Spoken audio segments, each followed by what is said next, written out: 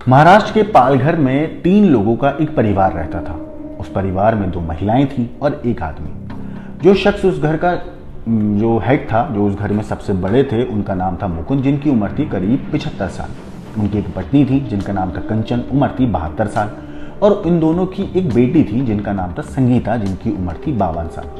ये तीनों पालघर में आराम से अपनी ज़िंदगी गुजार रहे थे। जो मुकुंद था, उनका काफ़ी अच्छा कारोबार था, पैसे की कोई कमी नहीं थी। कई घर उन्होंने कई अपनी चीज़ें किराए पर भी देते थे।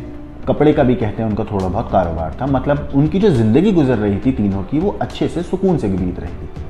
मगर 17 तारीख को उनके घर पर पड़ोस के रहने वाले आरिफ अनवर अली अंसारी, जो कि उत्तर प्रदेश का रहने वाला था, उसने उनके दरवाजे पर, पालघर के जो उनका घर था, उस पर दस्तक दी किवाड़ पर। जब दरवाज़ा खटखटाया तो पता चला कि घर के अंदर मुकुंद नहीं है, बाकी दोनों महिलाएं मौजूद हैं। जो अंसारी उनके घर में आया था वो इस वजह से आया था क्योंकि जो उसने उधार हथौड़ा लिया था उसे वापस करना था। वो घर के अंदर जाता है और उसके बाद एक खूनी खेल खेलता है। वो उस हथौड़े से संगीता और कंचन के ऊपर इतनी बेरहमी से वार करता है कि दोनों की हत्या हो जाती है। और हत्या करने के बाद उन दोनों की लाश को एक लोहे के ट्रंक में छिपा देता है। जो खून के धब्बे थे वो उन्हें साफ करने लगता है कि किसी को पता ना चले। इतने में मुकुंद अपने घर वापस आ जाते हैं। मुकुंद की गाड़ी की आवाज़ सुनकर अंसारी को पता लग जाता है कि अब मुकुंद घर के अंदर कुछ ही देर में आ जाएंगे और ये पकड़ा जाएगा। तो ये बचने के लिए घर के अंदर ही छिप जाता है। जैसे ही मुकुंद घर के अंदर दाखिल होते हैं, ये उन पर भी हथौड़े से हमला कर देता है, ठीक उसी तरह जैसे कि इसने कंचन और संगीता के ऊपर किया था। मुकुंद की भी हत्या हो जाती है। मुकुंद की लाश को कपड़े में लपेटकर ये बाथरूम के पास छोड़ देता है और घर के अंदर से थोड़े बहुत पैसे और मोबाइल फ़ोन, गहने, ये सब चीज़ें लेकर वहाँ से फरार हो जाता है। ये वारदात हुई थी पिछले महीने की 17 तारीख को, यानी कि 17 अगस्त को। इन तीनों की फैमिली में एक मेंबर और था, जो कि इनका बेटा था, जो कि इनसे थोड़ा सा घर से दूर रहा करता था। मतलब रहता महाराष्ट्र में था लेकिन किसी और इलाके में रहता था। इस बीच बेटा काफ़ी दिनों से परिवार वालों से बात करने की कोशिश कर रहा था। वो लगातार इन्हें फ़ोन कर रहा था लेकिन कुछ भी इनका पता नहीं चलता है। इसीलिए 30 तारीख को जो मुकुंद राठौड़ हैं और कंचन, इनका जो बेटा था, वो इनके घर आता है कि पता करूं कि है कहाँ। क्योंकि 17 तारीख से वो इनको कॉल मिला रहा है, कोई कॉल नहीं उठा रहा, किसी तरीके से इनकी कोई खोज खबर नहीं पता चल रही है, कुछ पता नहीं चल रहा है कि आखिर ये है कहाँ। तो जो उनका बेटा था वो 30 अगस्त को यानी अपने पिता से मिलने के लिए उनके घर पर आता है। वो देखता है कि घर का दरवाज़ा बाहर से बंद है, ताला लगा हुआ है। वो आस पड़ोस में लोगों से पूछता है, किसी को कुछ पता नहीं चलता कि आखिर वो है कहाँ। फिर जाके बेटा पुलिस में कंप्लेंट दर्ज कराता है और पुलिस को बताता है कि मेरे माँ बाप जो हैं वो मिल नहीं रहे हैं, उनका कुछ भी पता नहीं चल रहा है। राठौड़ के बेटे का जब अपने माँ बाप और बहन से काफ़ी दिनों से संपर्क नहीं हुआ तो उसने पाया कि घर पहुंचकर कि घर बंद है, कुछ पता नहीं चल रहा है। पुलिस में कंप्लेन कर दी, पुलिस तफ्तीश करना शुरू करती है। इस बीच पुलिस घर के अंदर जब पता करने जाती है कि आखिरी बार, क्योंकि घर के अंदर ही थे और इतने दिनों से कुछ पता नहीं चल रहा है, मोबाइल फ़ोन भी बंद है, तो जब वो घर के अंदर दाखिल होते हैं तो देखते हैं कि पिता की लाश बाथरूम के पास कपड़े में लिपटी हुई, खून से लथपथ सनी हुई पड़ी हुई है। क्योंकि 17 तारीख को वारदात हुई थी और 30 तारीख को इस पूरे बारे में पता चला, तो 13 दिनों के अंदर बॉडी ने सड़ना शुरू कर दिया था और बॉडी की हालत बहुत ज़्यादा ख़राब हो चुकी थी। जैसे ही घर का दरवाज़ा खोलते हैं तो घर के अंदर बदबू थी।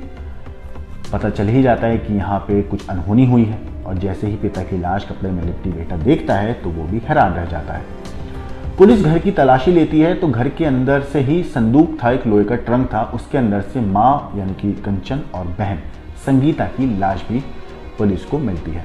अब पुलिस तीनों लाशों को कब्जे में लेती है, पोस्टमार्टम के लिए भेज देती है। पोस्टमार्टम रिपोर्ट में पता चलता है कि लाश जो मौत हुई है वो हथौड़े से सर पे चोट लगने की वजह से हुई है। पुलिस पूरे मामले की तफ्तीश करती है, फॉरेंसिक्स वालों को बुलाती है, हर तरीके से, हर एंगल से जांच करती है। क्योंकि ये परिवार ऐसा था जिसकी किसी से दुश्मनी नहीं थी। हर किसी की मदद करना, हर किसी के लिए हमेशा एक दूसरे को सपोर्ट करना। जब पुलिस इस मामले में तफ्तीश कर रही थी तो पुलिस ने जो खोजी कुत्ते होते हैं उनको भी इस पूरे मामले में, स्निफर डॉग, उनको भी बुलाया गया मौके की छानबीन के लिए। जब स्निफर डॉग जहाँ पे एक वारदात वाली जगह थी, यानी कि जो मुकुंद का घर था, जब वहाँ पहुँचे तो उन्होंने स्नीफर डॉग ने आसपास की चीज़ों को सूंघा और उसमें से एक कुत्ता घर के बाहर की तरफ जाने का इशारा करता है। जब वो कुत्ता बाहर जाता है तो वो कुत्ता मुकुंद के घर से अंसारी के घर की तरफ जाता है। अब जब पुलिस को लगता है कि ये कुत्ता चीज़ें सूंघने के बाद डायरेक्टली यहाँ आया है, तो पुलिस को पता चल जाता है कि यहाँ इस घर से और मुकुंद के घर तक का कुछ ना कुछ ऐसा कनेक्शन है जो हत्या की गुत्थी सुलझा सकता है। अब इस पूरे मामले पर जैसे जैसे पुलिस जांच करती है, पता करती है, तो पता चलता है कि जिस घर पे कुत्ता आखिर पहुंचा था सूंघने के बाद, वो घर किसी अंसारी का है जो कि उत्तर प्रदेश का रहने वाला है और वहाँ पे वो किराए के मकान में रह रहा था। पुलिस अंसारी के बारे में पता करने की कोशिश करती है तो पता चलता है कि आरिफ अनवर अली अंसारी जो है वो उत्तर प्रदेश का ही रहने वाला है। एक गांव है नहरलौई, वहाँ का रहने वाला है, यूपी में। पुलिस तफ्तीश कर ही रही होती है, यूपी पुलिस की मदद लेती है और आखिरकार पुलिस नहरलौई जाके अंसारी को गिरफ्तार कर लेती है। जब अंसारी की गिरफ्तारी होने के बाद जब पुलिस उससे पूछताछ करती है तो वो कई हैरान करने वाला और चौंकाने वाला खुलासा करता है। अंसारी बताता है कि वो उत्तर प्रदेश वापस जाना चाहता था, लेकिन जाने के लिए वो चाहता था कि थोड़े अच्छे खासे पैसे जमा हो जाएं और उसे पता था कि जो मुकुंद है इनके पास अच्छे खासे पैसे रहते हैं, क्योंकि ये अक्सर इनका जो पैसा है वो कैश के रूप में आता है, क्योंकि इन्होंने किराए पे काफ़ी चीज़ें दे रखी हैं और इनका कपड़ों का भी कारोबार है, तो इनके पास कैश अच्छा खासा रहता है। उसी कैश के लालच में उसने पूरी वारदात का प्लान बनाया। वो मौका देखकर मुकुंद के घर दाखिल होता है, पहले कंचन की हत्या करता है, संगीता की हत्या करता है, उनकी लाश को ठिकाने लगाता है घर के अंदर, और घर के अंदर मुकुंद के आने पर छिपकर उन पर वार करता है, उनकी भी हत्या करके घर से कुछ पैसे, जेवरात और मोबाइल फ़ोन वगैरह ये सब चीज़ें लेके वहाँ से फरार हो जाता है। पुलिस ने इस पूरे मामले की गुत्थी सुलझाई और स्नीफर डॉग की मदद से ये पूरा मामला सुलझा। ये ट्रिपल मर्डर का केस ऐसा था जिसे एक कुत्ते की नाक ने सुलझाया और आखिरकार जो गुनहगार था अंसारी, आरिफ अंसारी, वो पुलिस की गिरफ्त में है। पुलिस इस मामले में तफ्तीश कर रही है, हर एंगल से जांच कर रही है, पता लगाने की कोशिश कर रही है कि क्या इस पूरी वारदात में अंसारी का साथ किसी और ने दिया या सिर्फ ये पूरी वारदात अंसारी ने अकेले अंजाम दी है। इस केस पे जो भी अपडेट आएगा हम आपको वो तो ज़रूर बताएंगे, लेकिन कुत्ते के द्वारा ये पूरा केस जैसे सॉल्व हुआ, इसके ऊपर आपका क्या कहना है, क्या सोचना है, हमें कमेंट करके ज़रूर बताइएगा। बाकी